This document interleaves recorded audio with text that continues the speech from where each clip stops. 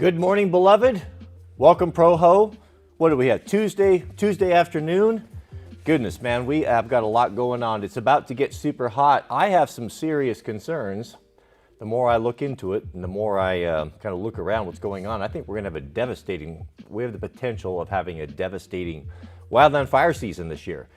If you are in the urban interface or live in the Pacific Northwest, I would take precautions now. Make sure you start getting your house ready for that. We talked a little bit about what was the potential of arson, probably higher than ever before. From what I hear, there's a lot of buzz within inner circles that this is going to be a threat as this opportunity or this soft target evolves. The more people are going to be aware of this and the more we're going to have to deal with it on a daily basis. Man, you guys know I love AMSOIL. I got my AMSOIL order in for the spring, and one thing I always don't always do, but when I'm doing my orders, I'm like, is there anything else that I need? I go over to their tool section. Now, they don't have a lot of tools, but what they have is cheap and good. I got to show you guys something. You're going to want to get one of these. If you're a pro who uses AMSOIL, now this is, of course, small engine motor oil, 30 weight. So this is going to be your small Hondas, your Briggs and Strattons, your Kohlers, anything, unless it's otherwise has some specialty oil, but 30 weight for the most part. This gallon will last you a long time. This will be many, many oil changes on the small engines. Check out this thing. This is an AMSOIL item. It's the little things in life. But this is so nice. Those things are hard to get to, like you're riding lawnmower and you're trying to get a funnel and sometimes the funnel doesn't fit down in there. This is absolutely brilliant. I think it was all of like $6 or $7, $8. It wasn't much, but it's really nicely made. It screws on to the AMSOIL tops. I would imagine it would screw on to any of the other ones. And you simply twist it open, and it's got a cap on the bottom. So you can hold it up here, you can brace it up there, you can direct this down into the chamber, wherever you're putting it. And then by cracking this open, look at that, out it flows. I love this thing. I was getting, kind of getting the spring things ready, doing oil changes on anything that we didn't hit in the fall. And I don't know, man, it's the little things. It's always the little things. Another question that came up in the comments was that our friend Stubby here, someone was looking at getting a new knife sharpener. Now, I've tried many of them. Grew up sharpening knives and such on the old bench stone. Granddad, he just used a regular old oil stone with the oil and all of that, and I never had very much success with that. Being able to do that takes a lot of practice, and a lot of guys that try that, they'll go and buy an Arkansas stone or a set of 2 or 3 and get everything and get the oil and go to work on it, only to be disappointed where it's actually, for all the effort that goes into it, you don't often get successes. So I've always been kind of on the lookout for something that would be quick and dirty, that will give me a good serviceable edge without a whole bunch of learning curve. And one of my favorites, like when I do kitchen knives, every maybe once a year, I'll get my big fancy Russian knife sharpener out and reprofile things. But in the meantime, these little guys right here, there was some chatter in there about someone was going to get one of these. This is the Ken Onion Work Sharp. These are, all it is just a little electric motor right here that comes with kind of a belt system. This is really a mini version of what Benchmade uses, Gerber uses. I've been to their factories. I've seen where like a Gerber, they had 3 or 4 people full-time sitting there sharpening on a large version of this. But that belt sander seems to be the way to go. Now, the question that came up, should you go with, I think this is the Elite, this is the fancy one, or just the little tiny one that comes with it? Both of them do exactly the same. I have both of them. I started with the little one that came with this, and then I upgraded to this. Of course, this one's better. It's better made. It's a lot bigger belt, so the belts last twice as long, and it gives you the ability to do larger items. This is not going to be for grinding your lawnmowers and such blades. I mean, yes, theoretically you could do it, but you're going to burn through those little belts. It's just not designed for it. But what it's really good for when you get the bigger one like this is your small hatchets. Small hatchets do real well on it, as long as they don't need a bunch of profiling if you're just touching them up. But for knives, kitchen knives, chef's knives, man, these are really good. I've used mine heavy for, oh, I don't know, what's been going on 5-6 years now. I've never had a problem, and I always get good results. Now, they're not perfect. It's not going to be super precision like you get with the Russian knife sharpener. However, it's going to be, you'll be happy. You'll be happy. Just a little bit of practice, and it's a pretty good system. The Warband and I are always testing equipment, as we get together. And a lot of stuff we've been doing of late is we're testing different systems and things on our evening moto rides. Now, we go on moto rides in the evening. Sometimes I go by myself. Sometimes there's 2 of us. Sometimes there's 4 of us. It just depends. Guys fall in and out. So we're always looking at testing different things, gear. How do you carry stuff on motorcycles? And something really interesting came up that was unexpected yesterday. And that was on yesterday's ride. So we had 2 of the riders were open carrying, and one of them open carrying with a red dot. Now, as you know, red dots, or you probably know, red dots have become very popular on firearms. You can get factory options. You can even get send your slides out, have them milled. We all know the deal, right? I've been considering it for a long time. It looks good. Of course, when you're on the range, I've shot with them. Obviously, you can shoot better, especially those of us that are a little bit older. Eyesight not as good as it used to be. It's a tremendous advantage. It's noticeable, and I don't think that that's denied. And I've always been, for some reason, I've been dragging my feet on this. I think primarily because I don't want to modify the weapons, to be honest with you. I don't want to tear into, mill into the top of a slide and get rid of the factory Glock coatings, and that sort of thing bothers me. Whenever I've modified a firearm to the point of where I couldn't put it back the way that it was originally, I've always been disappointed because there are so many trends in the firearms industry. What you think is going to be the next best, greatest thing, and when you jump onto that trend, and if you do something that's not reversible, like milling a slide, I don't know. It's just something about it is just set wrong with me. And I'm really, really reluctant to be fooling around too much with a primary CCW firearm. One that I've carried and used for so long. You kind of get used to things. It's tried and true. Irons are proven. They're just never going to give you any trouble. They're never going to not work. And let's be honest. If you're like me and you've watched hours and hours and hours of people that have had to defend themselves, whether it be law enforcement shootings or, those things are all over YouTube. There's actually channels dedicated to that. And I watch that not because of the macabre nature of it, but I watch it because I like to see how do people react in a stressful situation when we're cutting through all of the Bravo Sierra, all of the NRA FUD range guy nonsense, all the YouTube nonsense, all of the techniques and all of this tactical stuff that we all enjoy so much. How much of that stuff really comes into play when you're fighting for your life, right? Are you front post, rear sight? Are you doing all that stuff? Do you have proper grip angle or, proper grip on are you gripped up high? All of these, are you drawing properly? All of that stuff goes out the window. It's just simply a fight for your life. It's just, pointing something at the threat, pulling the trigger as fast as you can to make this whole thing stop or go away for most people. Now, there may be a select few that are really, really highly trained, that have their wits about them, that are able to fall back on training. But I think for most of us who probably don't train as much as we should, you're just going to go back. It's just going to be back to, what you know and what's simple. That's going to be just instinctive. You're just going to be pointing, shooting, and pulling triggers, right? That's what people do. And running, moving, running around. So the value of a red dot, is it really there for a CCW? Is it really, really going to come into play for a majority of Proho, for the most of us, for the cost? I know it's cool. It looks super cool, and the racking benefits and all of that, but to be honest with you, I don't even know if you would even see it in a situation like that, or if it would even matter.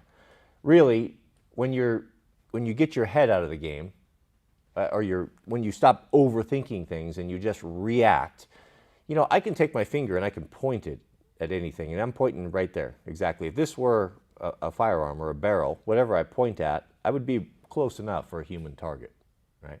And that's basically what it comes down to. When you push out and you get to that situation, You know, if you're that close, and what is the normal distance in a gunfight like that? Well, they tell us 5 to 7 feet. You know, and some people even say that it's closer than that.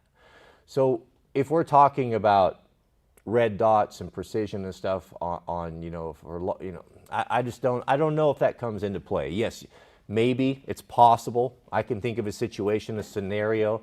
There have been mall shooters and such where guys have talked about this and said, you know, maybe I could, if I could slip up on them or get a bead, I might be able to take this, you know, take them out from a distance and not expose myself, you know. But the reality is that these guys that are doing this, whether it be school or mall and stuff, they seem to be going in with long guns. And you've got to make a call. If you've ever been around that world of both and shot extensively with both, you know that you would never want to go up against a guy that has a long gun. Even with, you know, so I don't know. I don't know that that's a viable scenario. So one thing that was really interesting that happened to us, one of the warband members is, of course, carrying a red dot, right? Open carry, like we've been doing. We did about 60 miles or so over a lot of volcanic dust, volcanic rock, which made a lot of volcanic dust, and the bikes, you know, are changing positions. And it was just, we were out for several hours, and when we came back, he didn't notice it, but the next day at work, when he went to pull it out and clear, he realized that that whole top of that glass was all covered, and that whole thing was all covered with a thin layer of volcanic dust. You know, and I thought that that was interesting, kind of an interesting data point.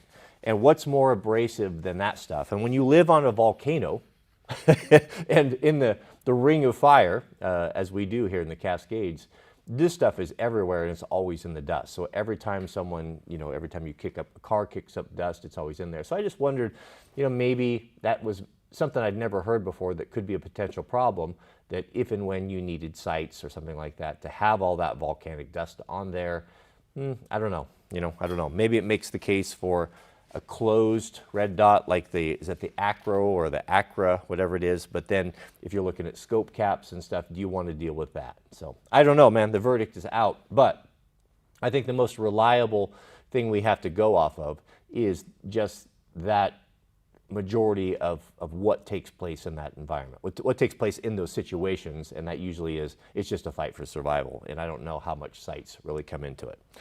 Interesting data point. Just thought I'd bring that up. All right, we have a couple of super chats here. One from Mr. Overton here. Overton writes, red dot pistols are not a trend, in my opinion. It is a big, if not more, an advantage as RDS on a rifle. Target focus comes into play when fighting for your life. Maybe, yeah, it could be. You might be right, Overton. He's basically saying that this is not a trend, and I'm not saying that. There have been a lot of trends that have come and gone. This one seems to be getting traction, like the 6.5 Creedmoor. I thought that that was going to be a trend. I was a little bit concerned when I chambered my rifle in that. I'm like, is this going to be a flash in the pan, something that was all a buzz on the internet for a while, and then now we just go back to 300 Win Mag and 300 and 308, but it seems to have stuck around. But you're probably right. And again, I'm talking out of tune here, or out of place, not owning one, not spending a lot of time behind one. I'm sure there's advantage. But I'll tell you, I mean, maybe for us, those of us who think about this a lot and have had a significant amount of training, maybe sight picture and these things will come into play. I'd like to think so. I just don't know. You don't know when things are whizzing by your head and time is slowing down, if that's going to be the main thing on your mind. It's hard to know. It's hard to know. But for now, for me, I'm going to stick with the irons. I'm going to stick with the irons until I can see really a big reason as to why not. If I was a competitive shooter, or that was a hobby of mine, you know, how well I could shoot or how well my groups could be, you know, that would be a different thing. But if we're just talking about just a tool that is a defensive firearm, you know, I don't know. I don't know. Does the complexity, does it offset the advantage that you get? That's always the question with these sorts of things. But Overton's probably right. Probably right. I'm just trying to be antagonistic here. We have a live chat from our friend Harrison. Shout out to you, Harrison. Harrison writes, how do you condition yourself to react effectively? That's what I would be most nervous about. I need to train more. Yeah, man, I'll tell you, it's shocking how diminishing the stress, how much that diminishes your skills. When I was, so back at this was when Jack was a baby, I used to go and participate at the Clackamas County Sheriff's Department. They had a really nice range there that was used, that was a dual purpose. It was used by the Sheriff's Department, and it was opened up to the public, different days. It was a really nice facility, pretty standard indoor range. So they had classes there, so I started taking some classes, and then once I got kind of plugged in, I realized there was a club that met there. I think it was on Thursday nights, of the advanced students. And to be part of this club, you had to go through various levels of classes. You had to qualify shooting events to go to the next level, and it was quite difficult, actually. And the guys that were there were all really, really squared away.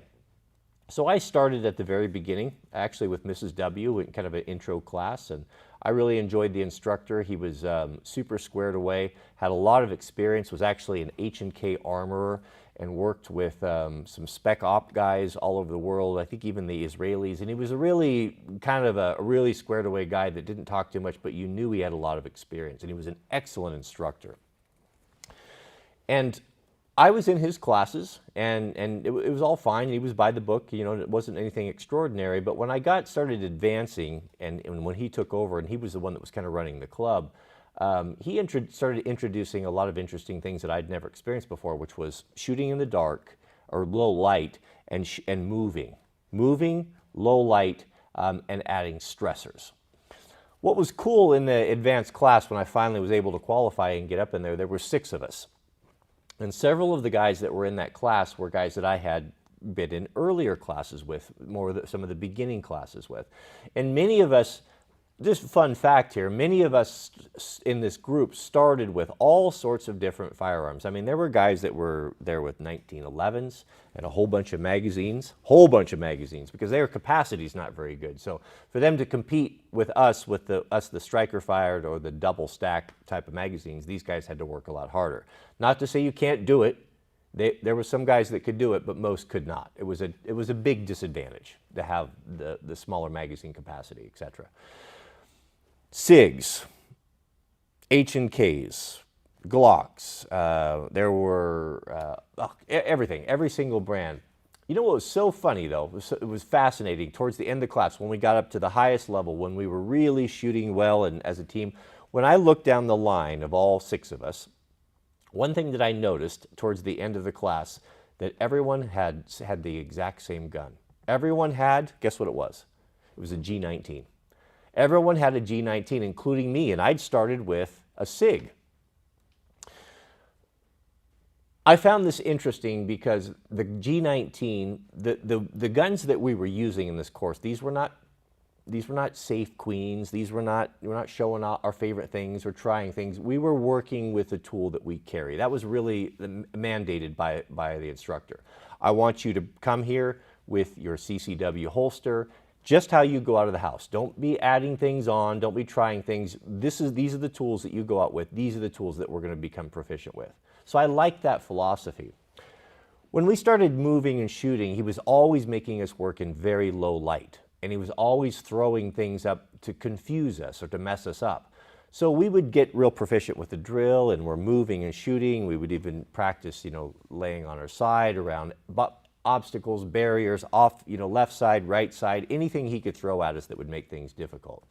But when he started introducing stress, like really stressful situations, like things that you were not expecting, someone running out of the side with a knife, or he would even take and he would hide mannequins. He would take like not mannequins, but cardboard cutouts of bad guys.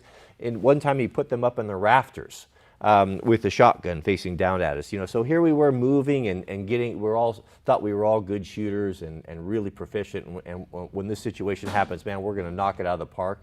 And there we were in our own environment that we knew very well, that we met in every Thursday nights. And here he would do something and throw something at us that we didn't expect it. And we would go through the drill and he would say, "Hey, idiots, you're all dead. Did you not see the guy with the shotgun up in the rafters?" Huh? You know, that sort of thing.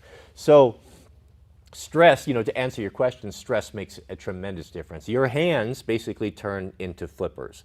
That's why good instructors and people who know realize you want to concentrate on gross motor skills. You don't want to have anything that's fiddly. You don't want to get in the habit of changing magazines with your fingertips, anything where you could make a mistake or drop things, because as you are stressed, your focus and your vision, you become tunnel vision. Same thing happens, exact same thing happens when you're an EMT.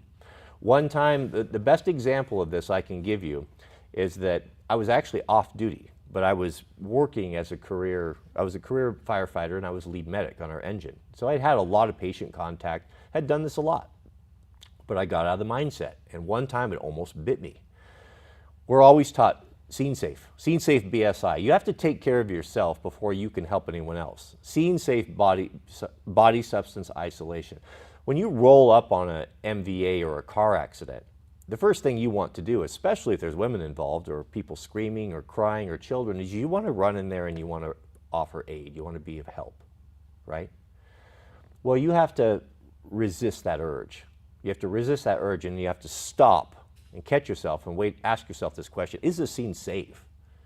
Is there gasoline all over the ground with a potential ignition source? Is there down power lines? Who knows what? Is there a car that could roll on top of you when you're trying to pull someone out of a car? These are things you need to think about. You got to take care of yourself first so that you don't become a casualty. Because if you roll up on scene and you're one of the 2 medics on the company and you go down because you ran into an unsafe situation, now you've become a liability and you've made the situation worse. And the responding medics are going to have to deal with you as well. So this is something that's drilled into you from the very get-go. I was off. I was on my own time. I was at a friend of mine's who had an auto body shop up in Columbia Boulevard on Portland. We were standing in front of his shop looking at a car. All of a sudden, we heard some ruckus coming down the road, and I looked up or to the north, and here comes a guy in like a Ford F-250 pickup with a canopy on it, and he's on the sidewalk. He must be doing 60 or 70, flying on the sidewalk, clipping power poles, just knocked his mirror off, and he's just grazing them on the side, but he's going fast. He's like right in front of us, maybe like 30 feet away. You know, when you see those things like that are happening so out of the norm, I mean, it's hard to even concentrate. Like, what am I even seeing here? What's going on? Well, he veered across the road. The telephone pole, power pole, falls down on top of the truck. Wires all over the place, sparks, transformer blowing, all of that. It was just absolute chaos in a matter of like 4 or 5 seconds. Well, I'm standing here looking at this, and the car's crashed over there with the horn going off, and so I'm a first responder, right? I need to go in there and do something about this. You know, what am I going to do? I've got no tools. I've got no med kit apart from maybe a little basic first aid kit in my truck, but that's not even in my hand. But just that, it compels you. It compels you to run to someone's safety. It's just we're built that way. I run as fast as I can over to this guy, and I'm just about to the cab, and something, the spider senses come up. Something just spoke to me, stop. And I stopped right there, and about 4 feet away, there's high tension power lines draped all over that have just essentially have fallen down all over this vehicle. I don't know if they're hot. I don't know if they're not. You don't know anything. But I was just seconds from grabbing that door and pulling that guy out. Now, would that have been a death sentence? Yeah, in many situations it could have been. But that tunnel vision comes in, and the only thing you can think about is just getting to the person or getting to the whatever. But that's real. That really happens. Even with people that have done this sort of thing. I had been to countless car accidents. I knew what to do, and yet in that situation, it caught me. So it can happen to anyone, even if you're well trained to deal with this. So if you are just a range dude, just a dirt shooter that goes up and shoots at the local rock pit, is it realistic to think that you're going to have all this mad skill that you've watched on YouTube It's not. It's just something you're going to resort back to, the things that are the simplest things that you know. So it's just the way that we're made, man. We have a super chat from Mr. Stubby. Shout out to you, Stubby. Welcome. Stubby's been with us for 4 months now. He writes, thanks for the heads up on the Work Sharp Elite. It's always a plus to get something that is Proho recommended. I'm pretty stoked to try it out. Yeah, Stubby in the comments, he said he was going to order one. And I'm confident. I like this company. I have several items from them. I've got their platter sharpener. I've got this little one, the little Ken Onion one, and it's really well made. If you're Proho, I would definitely recommend this, or just have it on your radar to upgrade to. It's worth it. It's very well made. It's all metal. It's easy to change. It's a nice unit. I really enjoy it. And look how easy it mounts on. You can, no screws, toolless. It's super good. Shout out to you, Stubby. Must be nice to have a new sharpener. Thank you, brother. And we have a live chat from North Jersey, Kevin. Shout out to you, North Jersey. He writes, I was just telling my wife I want to get a whiteboard and keep track of oil changes and fertilizer applications. Keep it in the garage. Yeah, that's what Mrs. W. I don't use one in the shop. I just have what I've been doing, my idea was to keep a whiteboard or to keep a ledger of some sort. What seems to work the best is a silver Sharpie.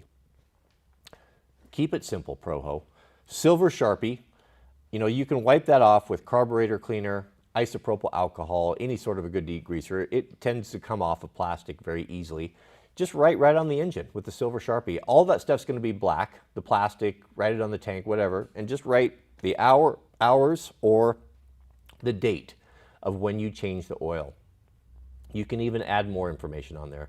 Add what oil it is. If it's special, 30 weight, and the date and the hours. That way, when you pull it into the shop, you can look at it, you know what the oil is, you know when it was changed last, everyone knows. You don't have to go hunting for anything. You don't have to have a whiteboard that's cluttering up your shop. If you have, both work, but that's what I've been doing, and that just seems to work the best. If you don't like to write on your equipment, if that's a problem for you, just do what my granddad did. He'd take a piece of masking tape, and that's what he did for oil changes. I'll never forget it. He would change the oil on his old truck, and he would open up the door, and he would take a piece of masking tape, and he would write on there the miles and the oil and what he did, and stick it right on there, and pull it off and put a new one on. But keeping it on the machine, I think, is the simplest, easiest way to go about it. And then you don't have to buy anything except for a silver Sharpie. We have a new member, Mr. Squishy1251. Shout out to you. Welcome. Glad to have you here. Very glad to have you here. And we have a member message from Zephon. Zephin's been with us for 3 months now. Zephon writes, hey, Cody, I'm very interested in welding as a career. I just worried about missing precious time when my kids are growing up. Would that be wise? Well, it depends. It's not necessarily a fact that you're going to miss time with your kids if you go into the welding career, unless you do a particular type of welding, which is going to be off-site or on site. I know a guy that actually, I used to have a guy that cut my hair long time ago. He probably cut my hair for 20 years or so, 15 years. He was a former professional welder. He worked on pipelines. So he would go, he had a truck, he would show up, I think he worked up in Alaska, welded a good portion of the pipelines up there, or it had something to do with the oil industry. And he lamented this fact, that he did not get to see his kids. He was always on the road. He made great money. They lived very well, provided for his wife. She was a stay-at-home mom. But ultimately, that whole thing ended in divorce. And it may have been because he was away for so long. So if you find yourself in a situation like that, yeah, the money is really good, but that's really a single man's job. It's just not something that's going to be suitable for anyone that wants to be involved in their kid's life and raise their kids. But I also grew up in the church I grew up with. One of the guys had a professional commercial welding outfit where he did really high-end welding, and a lot of the guys that I went to school with and was raised with worked for him, and they were always welding. I think it may had something to do with Freightliner or the fuel tanks or something, but they came home at night. It was just a regular job. So he would show up and just did local stuff, and they were always around. I don't remember them missing events or not being available to do things or go hunting. It was just normal for them. So those are the two groups that I've known that have made welding a career, but that's what you'll have to decide. Now, it's not, if you, you got to be careful, man. I mean, just because you can do something that's good or a good opportunity doesn't necessarily mean that you should do it. The good book is interesting in that it gives us a lot of advice that Proho would benefit from, especially young men, but they don't benefit from it because they don't read it. Even a lot of the churches don't put a lot of emphasis into maybe the teaching of the Old Testament. You're always going to hear a lot about the New Testament, the Gospels and such, but not a lot of the wisdom of the Old Testament and from the patriarchs and the fathers comes or trickles down to us or up to us because we just don't know. But they had the same issues and concerns that we have today, and they dealt with them, and they've dealt with them for thousands of years, and they came up with good solutions. And they also partnered, God has also partnered with men in this, in giving instructions on how a young man should set up his house and how he can have the best chance to have a successful marriage. Do you know what was mandated by the children of Israel for a young man and a young woman when they first got married? A couple things. First off, it was stated very clearly in the good book, you got to get out of your parents' house. A man should leave his mother and a woman should leave her home. You should set up a home in your own place with your own things. Especially young people that have never been accustomed to living with someone of the opposite sex. I don't care how much you love your beloved. There are going to be adjustments that need to be made. She's coming from a different culture than you. What do you mean? Aren't we all Americans? Yes, but just family traditions, just beliefs, the way you do things, the way you wash clothing, the way you keep a household, the way you cook is a big one. What time do you get up? What do you do in the evenings? What do you do for recreation? All these things that you thought you knew about this person, you realize quickly that you don't. So there are stresses, there are adjustments that need to be made. So I think it's very important to not to have anyone else in that mix.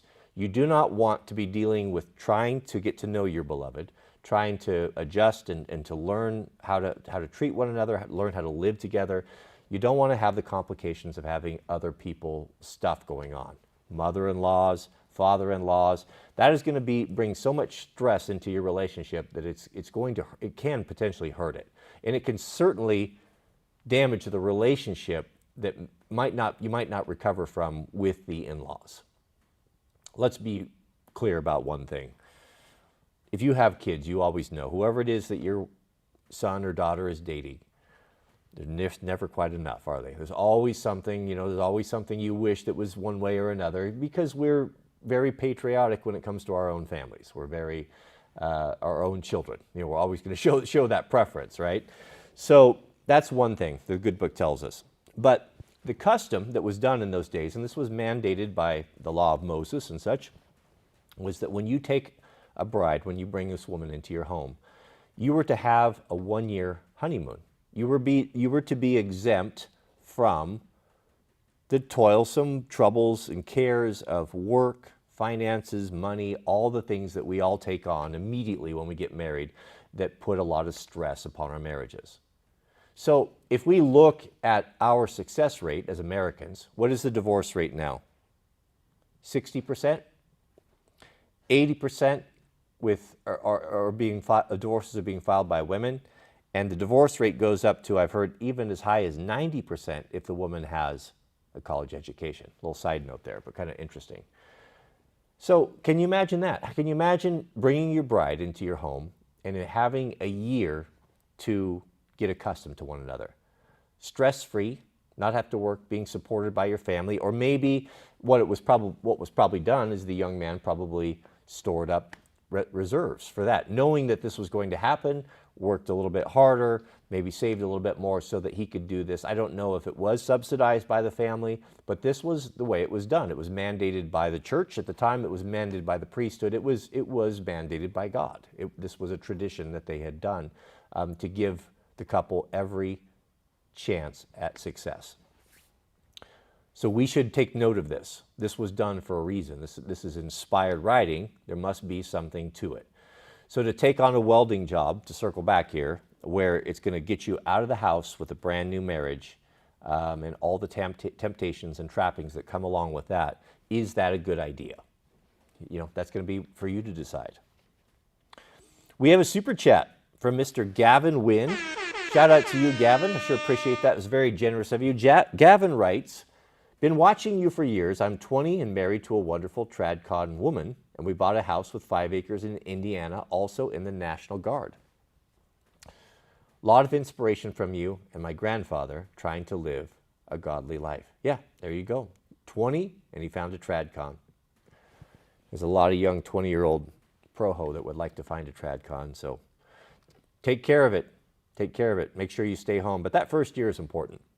It is important. And it's also important to provide a safe home for that's her own, for your woman, that she can make her own, that she can decorate like she likes, that she can be the mistress of her house. I always say that when I walk into the house, there's Mrs. W has her domain, and I have my domain. Her domain is certainly the house. I don't get involved with it. She'll ask my opinion on particular things. Do we want the blue cushions or the red cushions? I don't care. I don't care. You are the mistress of the house. Do what seems right to you. She has earned my trust. I trust her as well, probably more than I trust myself, not to do something silly or frivolous, and I just don't need to get involved with it. When my manservant Jariah comes to me with questions of domestic affairs of the house, do you think this or that? I just stop. You know what? I can't comment on this. You're going to have to defer to the mistress of the house. This is her domain, and she rules around here. Everything else I take care of outside. So have your own place. It's important to have your own place where she can set up, start making her own, start nesting, and it will be better for everyone. You do not want to put your new bride under the same roof with your mother. I assure you that. But I think most pro-ho understand this. We have a super chat from Mr. Deacon Scalesinger. Shout out to you, Deacon. Deacon writes, and new member, let's not forget that, writes, I've got that Victorinox pocket knife I wanted to send you. Sadly, my trebuchet is currently incapacitated at flinging it over the North Atlantic Ocean. So where do I send it? Do you use Audible? Send me an email, Cody@Wranglerstar.com, and I'll touch base with you. Yes, my trebuchet has never recovered from the Great Fire of 2018, so I've got some work to do on mine as well. Yeah, we might need siege weapons in the future, so I would get to work on that. Do I use Audible? Yes, I love Audible. Audiobooks, I enjoy. We're a very big reading family, and Jack and I, we kind of share an Audible account, or he uses my Audible account, I guess. So I'll purchase a book. So we have a deal. I think we get like 1 or 2, 3 credits a week or a month, and we listen to it all the time. When Jack and I go anywhere in the car, like we go on a snow biking or motorbike or moto trip, I always let him pick. He's always picked the book for the ride, and so he'll usually pick something like. We usually would do like fiction, something kind of fun. Ready Player One, Ender's Game, Dune. You know, it's more of a sci-fi fantasy type of realm. He seems to like that a lot. But I love Audible. I listen to Audible when I do my one wheel. I listen to Audible on my moto. Yes, it's great, absolutely great. I love audiobooks. It's really a treasure, a treat. We take this for granted because it's so accessible to us, but it's really a treat to have someone that is an extraordinary reader read to you an entire novel or nonfiction book professionally with good audio. Do you know how many people have had access to that in the past? You know, people would travel miles and miles to come and sit at the foot of a good storyteller or someone that was, you know, that had those skills, and yet we have it on demand at our fingertips. It really is. You know, I think half of it is the quality of the reader. It really is. You can have the best book. If the reader isn't any good, I just can't tolerate it. I'll return it. And that's another good thing with Audible. Maybe a lot of people don't realize. Did you know that you can return books and get your credit back? I don't do it often. I don't abuse the system, but if I purchase something and I don't like the reader, or it's just not happening for me, or I'm 3 or 4 chapters in and I'm, I'm just not feeling it, I'll return it and just get something else. If you find a good reader that you like, what I have done in the past is I found some readers that are so good that just their inflections and what great storytellers they are. I'll go and track them down. I'll find their name. I'll find a list of all of the books that I've read, and I'll interrupt my own reading list and interject books that they've read that I've never even heard of before, just because I enjoy their reading so much, their voice or something about it that I enjoy. So that's an option too. But I love Audible. Absolutely, I love Audible. Thank you, Deacon. I sure appreciate that. And I look forward to seeing Victorinox. We're big fans of Victorinox around here. Mr. Eli Hudson, shout out to you. He has a question, writes, what caliber is used for blue helmet armor busting? That sounds like a very, very good topic for a YouTube short. Man, that's going to get me in some hot water. I'm like, I can picture the whole thing right now. Well, what Eli is referring to is that this idea that we're going to have UN peacekeepers or United Nations troops on U.S. soil doing various things. It wouldn't surprise me. I hear rumors. I see pictures. I've never verified any of this. I've never seen any proof of this before. I've seen increased military activity around here. I've definitely seen it on TikTok and YouTube shorts of trains hauling a lot of equipment, but without context, it's hard to know what that's for, what that's about. I don't believe, I think a good portion of the U.S. Army, if asked to fire on U.S. citizens, would demur or would resist that. I like to think so. Not all, but some. So it's understood that if you want to use your own military police service on your own people, that's going to be a hard sell. There's going to be you're going to have a lot of problems with that. A lot of people are going to turn. But we also see that they will do it. We saw during COVID that the cops that were supposed to be protecting and serving us, that we pay their salaries to protect and serve us, we saw that they didn't do that then. They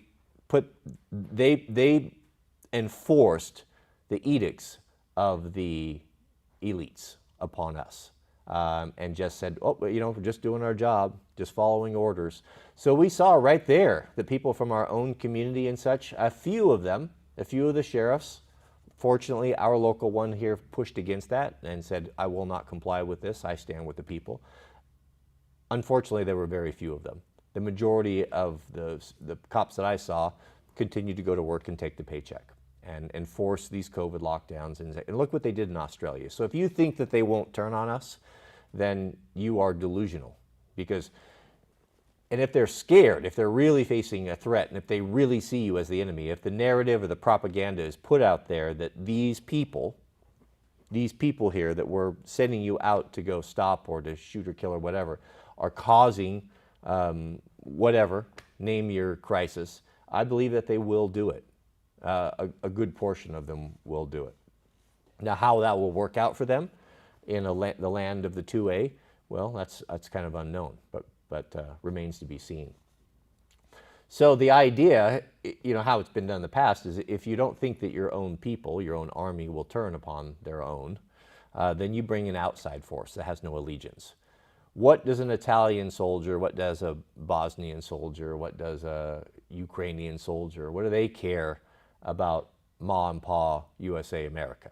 It means nothing to them. They're only here short term. So that's really what needs to happen. So if you start seeing this in these blue helmets, it will start as a humanitarian effort, reaching across the pond for the common good, helping out America, but there's something probably more sinister behind it. So if and when we see these foreign helmets on there, what is going to be the best armor busting round for blue helmets? I'll have to look into that and get back to you. I'm going to have to find out what a blue helmet is made out of, who makes it, what its ballistic rating is, and then we can act accordingly. But I don't have an answer for you, but I will get it, Eli. I will get it. Shout out to you. Thank you, brother. Jamie, welcome. Good to see Jamie back. Jamie's also been with us for 2 months. Jamie writes, is there a new shop tour video coming for members? I would be happy to do that for you, but I have very little to show you. But yes, absolutely yes. So what's going on right now? So it's Tuesday morning. We are burning today. The burn ban is going to come upon us pretty early. We have a whole bunch of stuff to burn. So Jariah and I got together this morning, set out a plan, and that's his full-time deal today. He's going around, he's burning right now. We got a whole bunch of piles going, and I'll be going out after the live chat and helping with that as well. So that takes care of the day. Tomorrow, which will be Wednesday, Lord willing, I'm hoping to get started on the excavation. So we're actually going to be moving over there, all the equipment and such. We'll be in there and shooting content over there, and I'll bring you guys along. So I can give you a quick poke in there. There's not much to see. It's a 40 by 40 with my equipment in it, but it doesn't have power or anything. We got the garage doors on, we got the garage door openers up, but there isn't anything really to show too much yet. So, but that, yeah, we'll get over there. But we should start the excavating, or at least getting the materials rounded up tomorrow for that. But I'll get that for you. All that stuff is going to break and happen pretty quickly once we get the power in. Thank you, Jamie. I'll put that up there for you for sure. We have a super chat from Van Island Outdoors. Shout out to you, brother. Van Island Outdoors, our Canadian friend, America's hat. I've never met a mean Canadian, except for Alanis Morissette. She was pretty angry in the 90s, or was it the 2000s? Van Island writes, my dad worked away my entire life and was never home to teach me anything. I'm turning 25 this month and still have no direction. Have any advice? Thanks. Well, there you go, man. Does that not answer the question on, should I take a job, or would it be a good idea to take a welding job, or a job that's going to take me away from my home when I have little kids at home? And the answer is right there, is no. You know, and I Van Island, I can somewhat sympathize. I'm not in your position. At 25, I had pretty good skill set because my dad, I worked with my dad on the weekends, but he was a construction guy, so I learned a lot about that. You know, we were always remodeling and doing that sort of thing, but I never liked working with him because he was so impatient. I worked with my grandfather, you know, and he's the one that really taught me all these things that I know. He was a mechanic and more of a machinist and fabricator type of guy. So your situation, my dad worked away my entire life and was never home to teach me anything. So I'm assuming that you're out of the house, you're 25 this month and still have no direction. Have any advice? The advice that I would give you, Van, is I would get into the trades. I don't know that there's ever been a better time to get in the trades. At your age, I mean, your life right now at 25, if you're just chilling at home and you just don't have anything going on, or there's a spider that just dropped a little web there. I don't want to kill him. You just can't be on the camera. You may be at 25 and not have direction and think you're wasting time, and you're playing video games and you just got a meaningless job, or you're something you don't like, or just something that just doesn't matter if you're there or not. I know what that feels like. You can feel like nothing's going on, and it can be depressing. It's like, what am I doing here? When you see other people that are going up and doing stuff and accomplishing things and checking off goals, you feel like sometimes you feel like you get left behind. And it's a difficult thing when your parents don't prepare you. You know, this is a mean, cruel world, a super hyper-competitive world. We probably live in one of the most hyper-competitive environments in the history of mankind. Americans are competitive, exceedingly competitive. Everything is about competition. What car you drive, what shoes you wear, how tall you are, what you look like, what's your girlfriend look like, what's your wage. Everything, you're judged, everything is about competition. And if you're not like up and going and killing it, then you can get the impression that you're failing. You're not doing anything in life and nothing's going on. What you do have going for you, Van, is you've got your youth. You could, in 18 months, even a year, you could be in a completely different situation by getting yourself into a good trade. I encourage every young man that I talk to get into the trades and get into the electrical trades, get into an apprenticeship program. They're almost begging young people to go do this right now. Make it your goal. Okay, I'm going to become an electrician. I'm going to become first a residential electrician. You can do that inside of 2 years, maybe even a year if you hustle a little bit. And then after that, I'm going to continue. I'm going to add another year or two of schooling. I'm going to go at night while I'm working, making 35, 40, 50 bucks an hour. I know journeyman electrician here that are making $75 an hour right now. $75 an hour plus benefits, vacations, pension, everything. That's good money. So at 27, in 2 years, if you put in just the minimal effort, it's not like you're going to have to dedicate your whole life to this. You're going to have weekends off. You're still going to be living. But in 2 years, you could be in a job that's paying you $60, $50, $60 an hour, maybe even $70 an hour if you make journeyman. You know, what could you do with that? How would that change your life? Especially if you're single. So at 30, you're 4 years in, you're 5 years in, now you've got 100 grand in the bank. Now you're paying cash for a piece of property. You see where this goes? At 35, you know, now you've got, if you were smart, you could have $250,000 in the bank.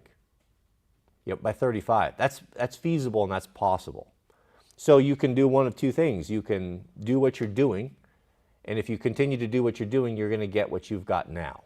You're just going to be older and you're going to have less opportunities.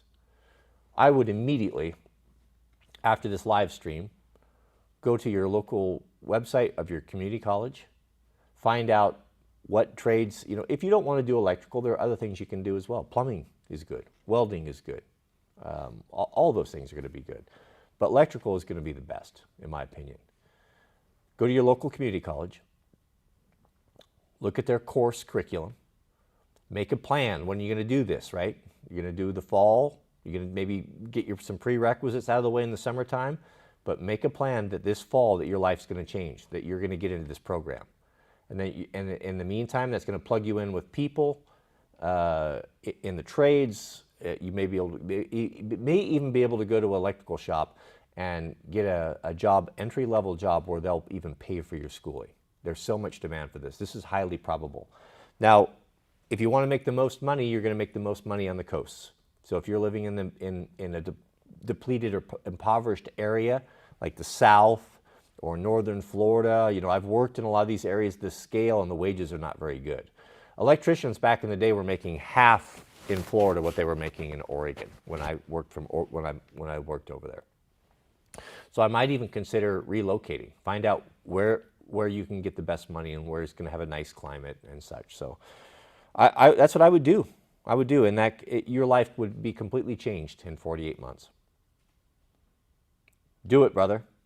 Just do it and get back to us. Let us know what you found out and when you're going to enroll. Shout out to you. We have a super chat from Back Creek Homestead. Shout out to you, brother. Good to see you here. He's been with us for a year now. Back Creek writes, got my woodland mill, 126 sawmill set up. It's great to logs turn to lumber without the government profiting. It's one of the most satisfying things I've ever done before. It truly is. I've always thought that it was quite fascinating to be the first person to ever see inside of a tree. That individual tree that you cut, no one's ever seen that before. So, you know, it's the little things in life, but it is. It's absolutely, that is pure profit right there. And that's a usable skill.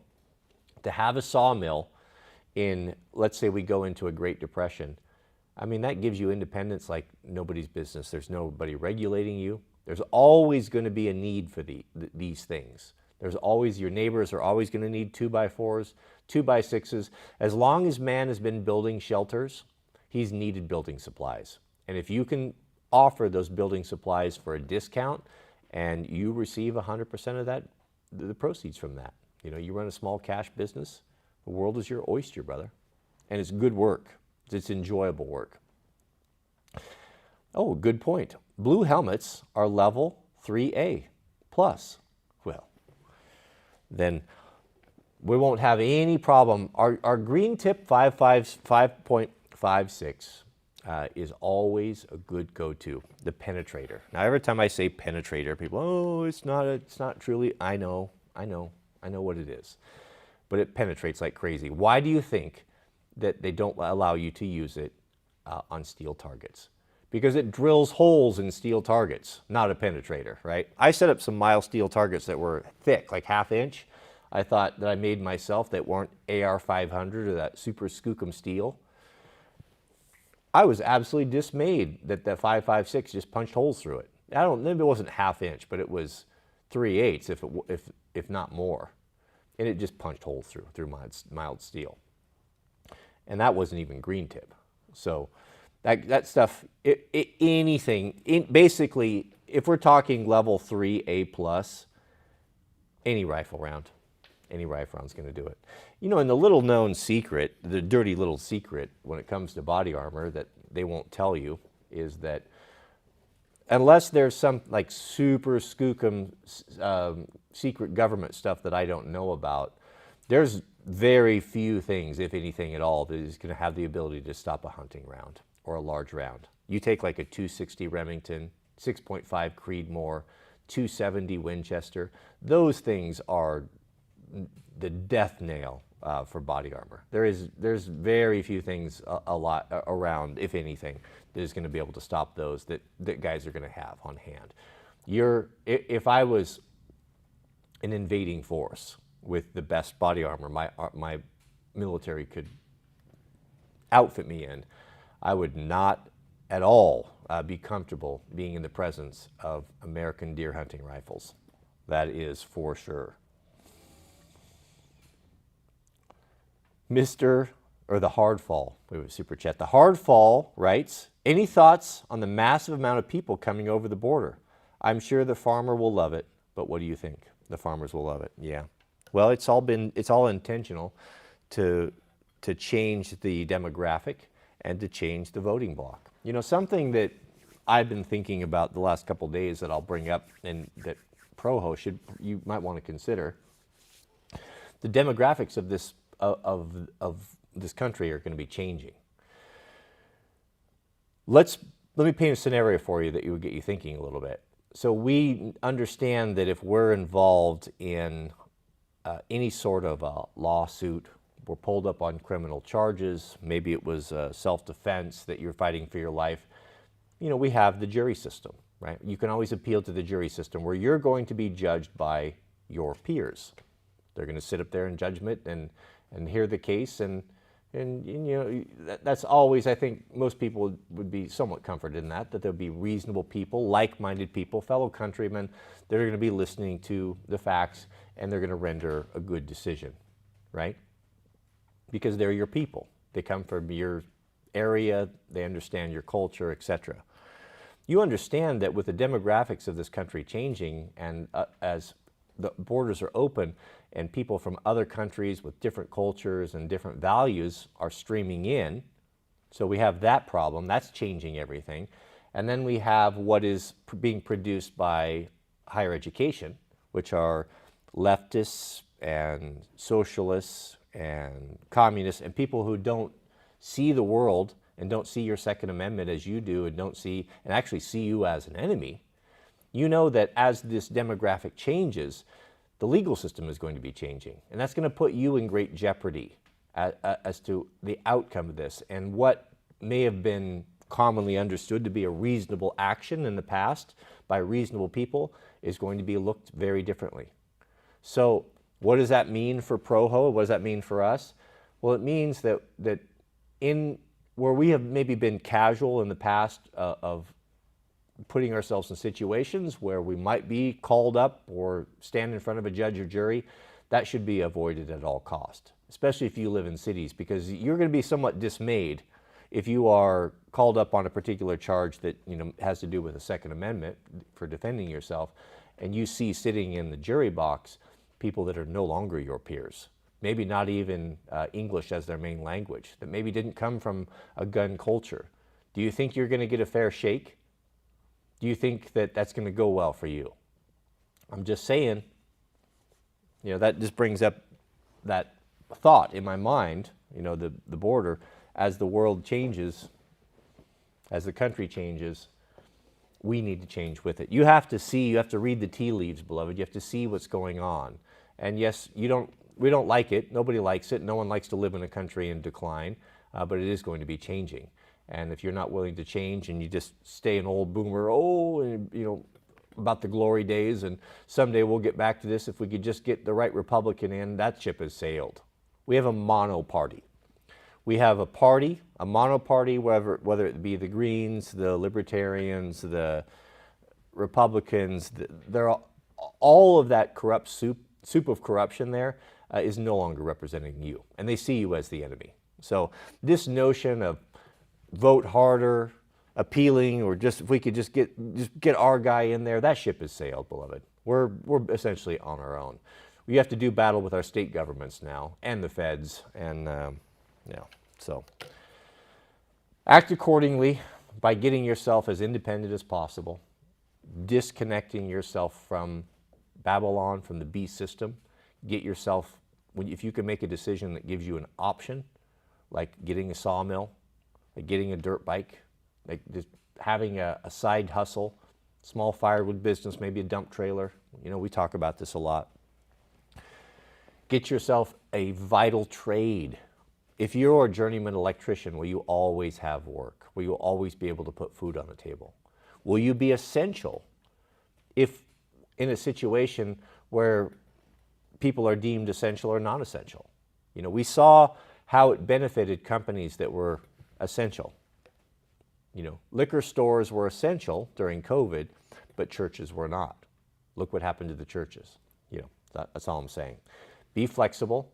Don't be black-pilled. Don't get discouraged, but just realize we have to be able to pay attention to what's going on and to make our lives, put ourselves in a position where we can pivot and do multiple things, where we can react. So don't get yourself too logged down or committed to one thing. Keep your options open and remain as flexible as possible for a very changing and dangerous world.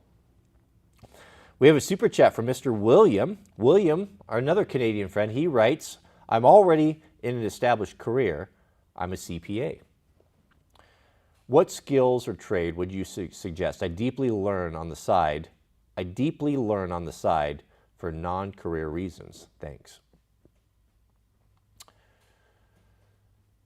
A CPA, a certified public accountant.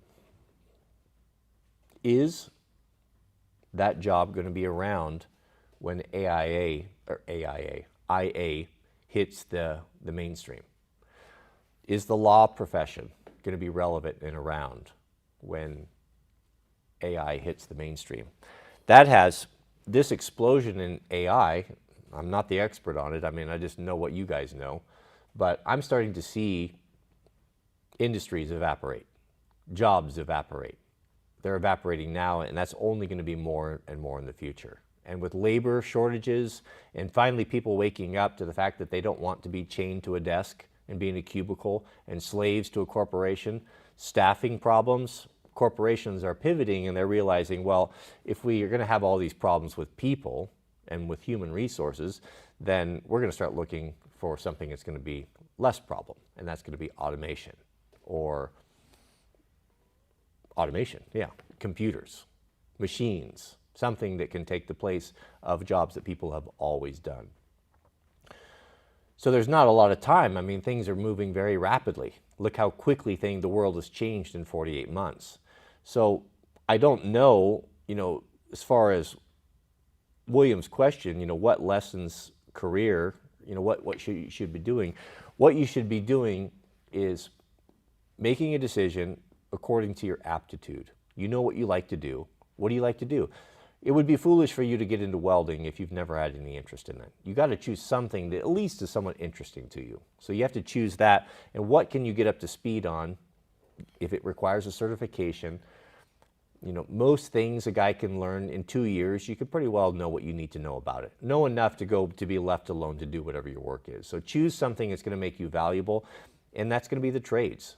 That electrician, the plumbing, electrical engineering, lineman, welding, those sort of things.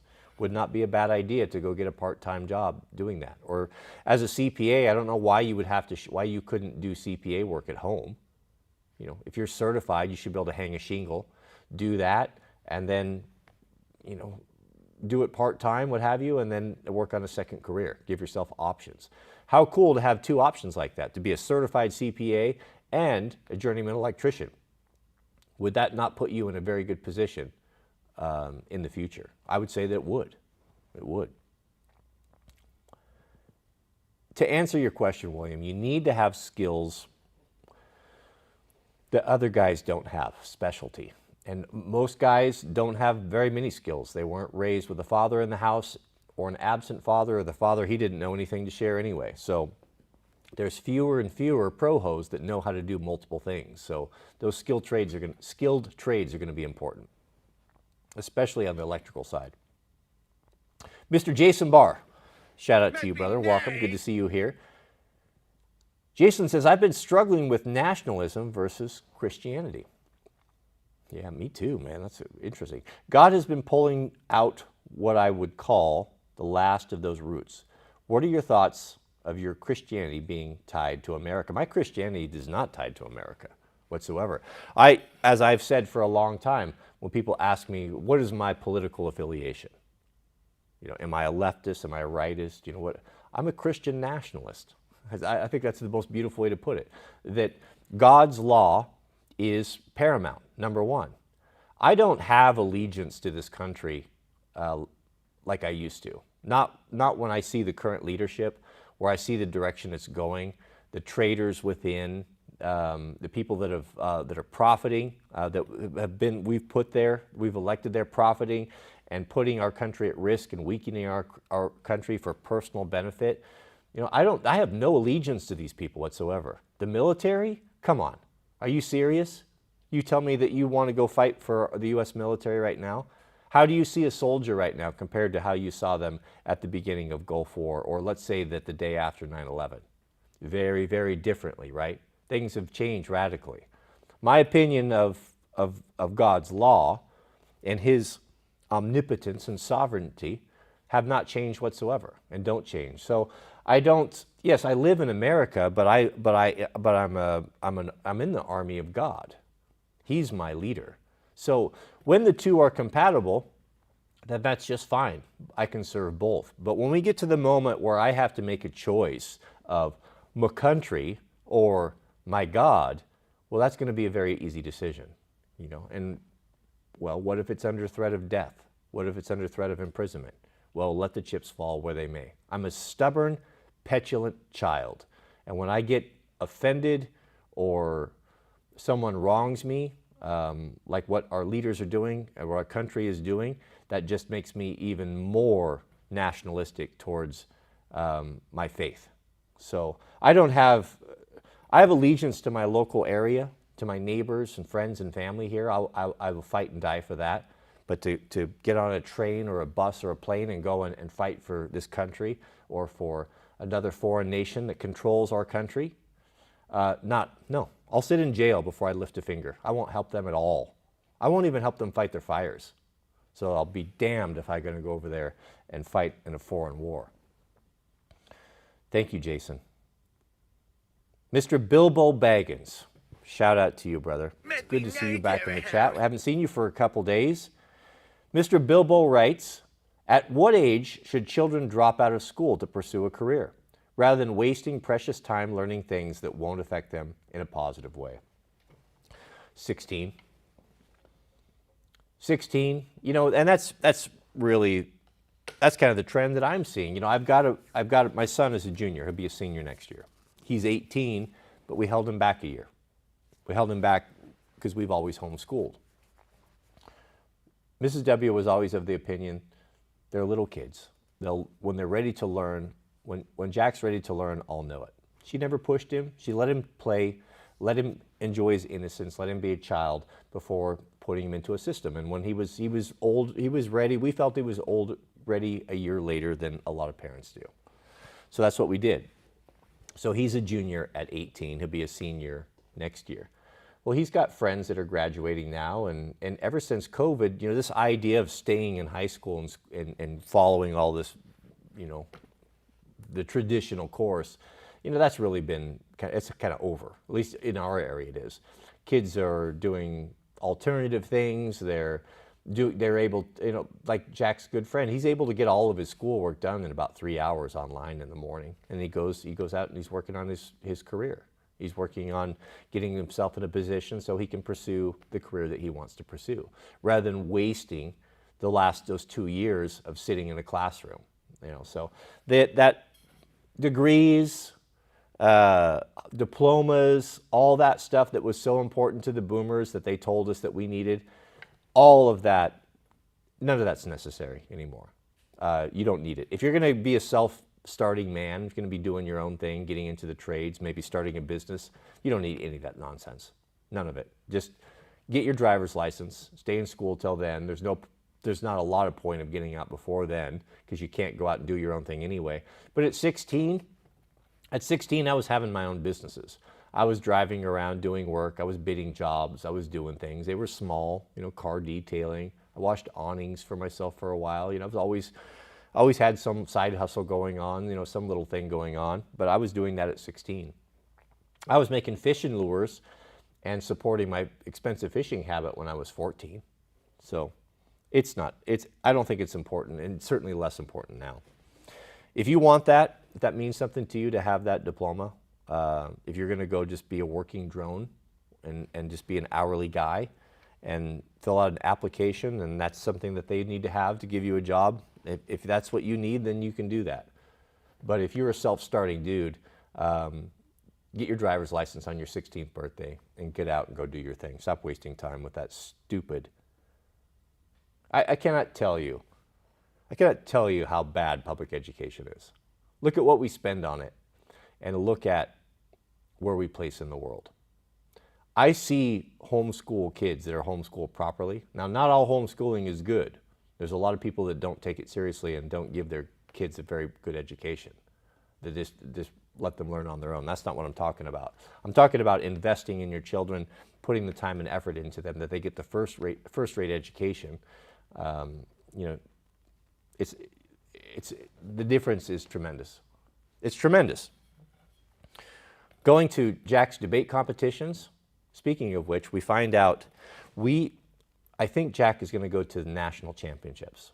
He's ranked, I think before he went into the last debate, I think he was ranked number 12 in the nation. And we're waiting to find out if they're going to go to nationals. That we'll find out like in 10 days. Mrs. W is so convinced that she's booking airline tickets, and that's going to be I think it's in Minnesota, Michigan, Minnesota, somewhere up there in the Midwest. So we're going to be going up there, Lord willing, and attending that.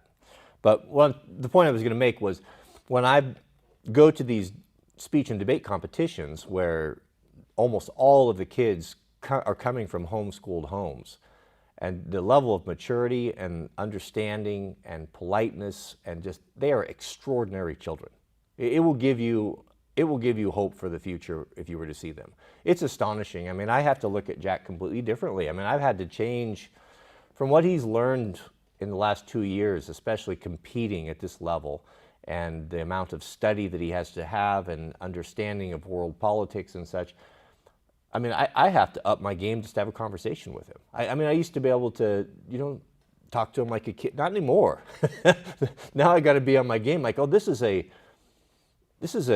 young, intelligent young man that understands things and actually has a greater depth of understanding on a lot of topics that we're discussing than I do, that I'm actually learning from, which is a very strange situation to be in as a father to a son. But that's the reality. But that's a direct result of the effort that Mrs. W has put into that child and his education.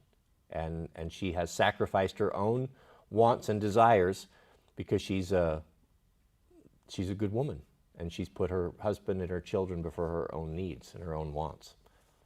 And it shows. You'll know them by their fruit. Mr. Jason Barr. Mr. Jason Barr, shout out to you. He writes, "Thank you for the answer. It has been interesting to really dig into what it means to be a citizen of the kingdom versus servant in the westernized church." Yeah. Yeah, Jason, I'm trying to kind of tease out a biblical, New Testament example that would make the point that I'm trying to make of the difference between, render unto Caesar the things that are Caesar's and unto God the things that are God's. One example comes to mind. Now, it's never as simple as I lay things out to be. As I need to apologize. I'm always black and white on these things. Yeah, you do this, you don't do that. You have to read in between the lines. There are nuances. Like you can, I talk this tough game. Mrs. W will tell you the same. I talk this tough game of black and white and right or wrong, and it's either this way or it's got to be that way. You know how how I am, right? The way I do this. But in reality, I'm the first one to bend the rules for a hard case or a situation that falls outside of my black and white rules. I do have a soft heart. I do have a soft heart in understanding and appreciate a person whose situations are not always as simple as maybe at first glance. So I do want to say that. There's a story from the New Testament, we'll close with this, in that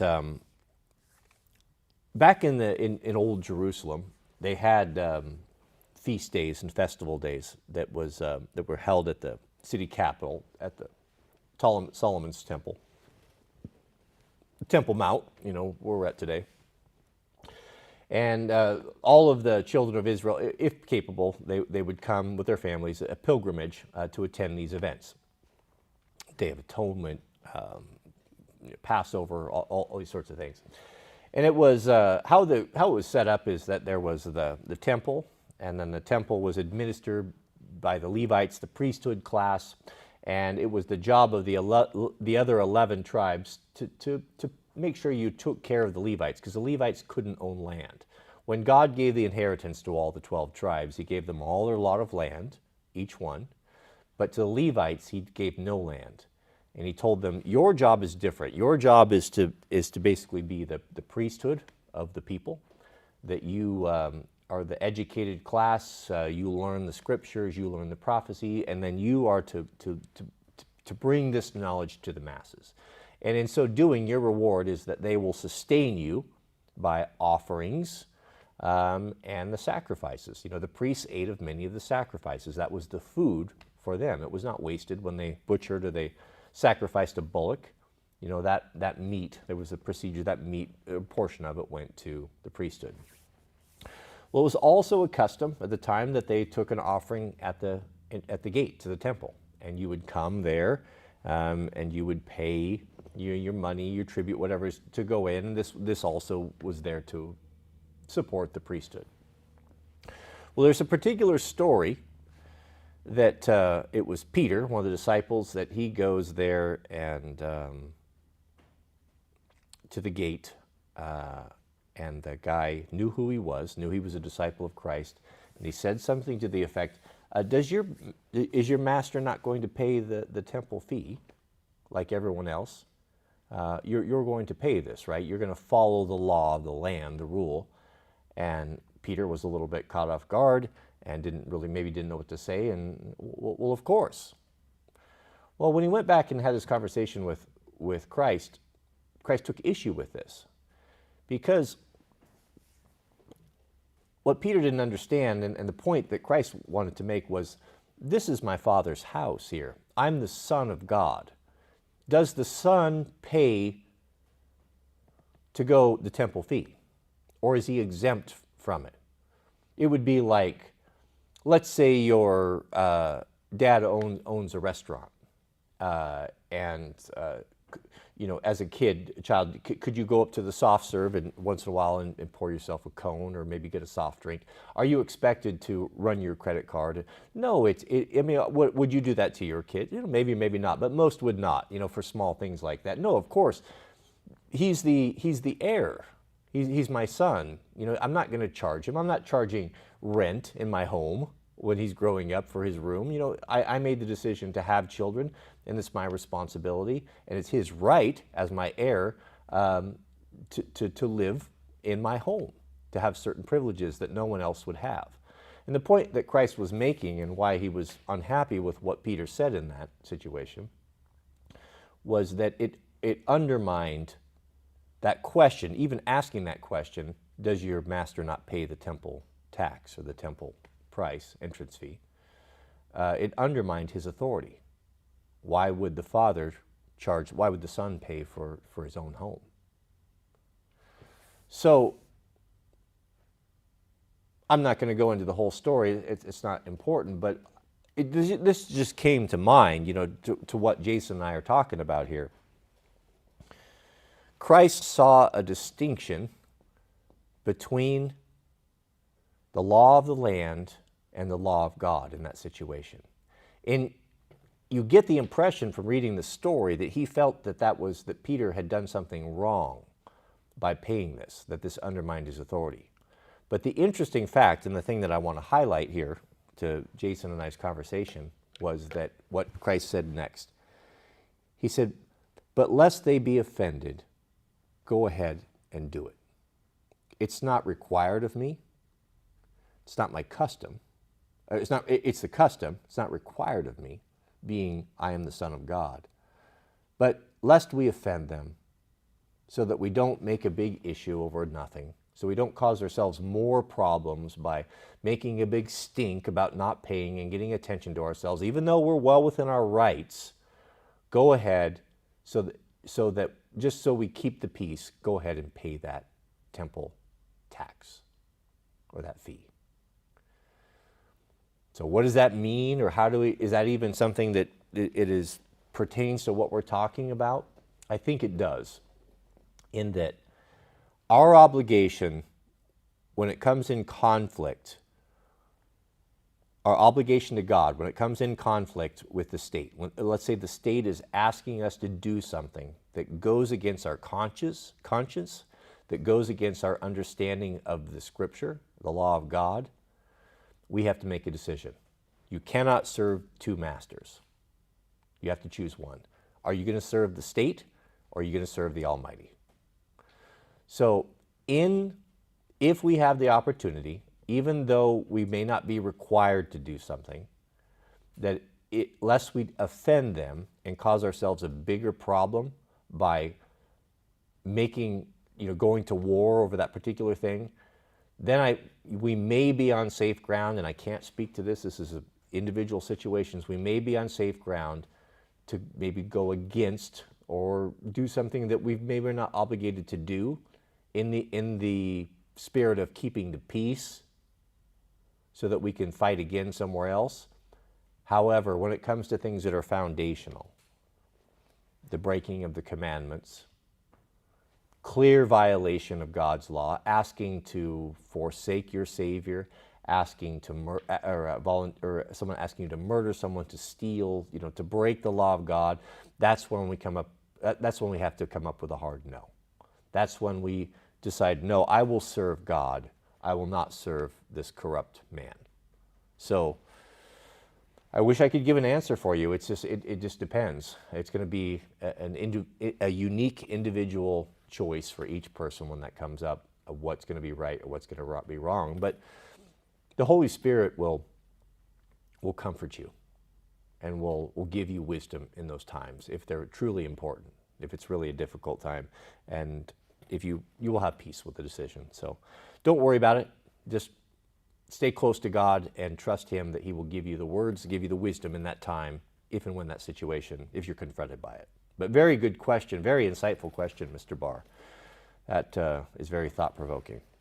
Must be nice. The Battle Chemist is in the house. Now, our friend the Battle Chemist has picked up on the idea of getting a moto. Mr. Overton told me he was actually been trying to contact a guy on Facebook Marketplace. I checked in this morning with the Battle Chemist, and he said he hadn't heard back yet. So shout out to the Battle Chemist, and I hope you get a good deal on a good moto.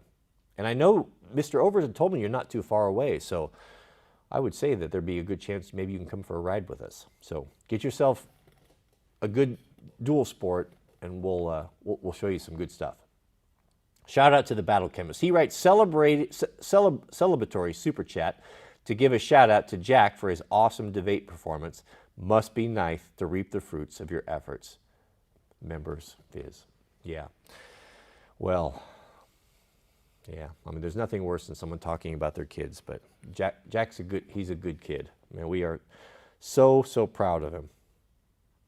So proud of him. I'm glad he's taken after his mother. I'm a digger.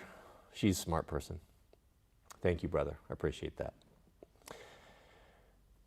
Yeah, we'll be over there a week. It's for that national debate tournament. That's going to be a nail biter. That's going to be very much looking forward to that. Mr. Jeremy McCook, a member for 2 months. Super chat, thank you, brother, says, must be nice to have an IQ. Indeed. Must be nice to have an IQ. It must be nice. That's a good place to end. I sure do appreciate it, beloved. Thank you. Yeah, very, very good comments, very insightful comments. I like to see I'm always very encouraged by the quality of Proho that we have at the live streams, and just good dudes. Just good dudes. I wouldn't expect anything less. Please keep us in your prayers, beloved. We'll be praying for you. It means a lot to us. We thank you for your time. We thank you definitely thank Overton and the gang, the middlemen, for helping out with these. And we sure do. Wish I had the words. Thank you very much. Pray for me and my family. We're on the cutting edge here. We're always under attack, but we fear not. We are safe with the armor of God. May God bless you and your families, and we'll see you guys over on the next video.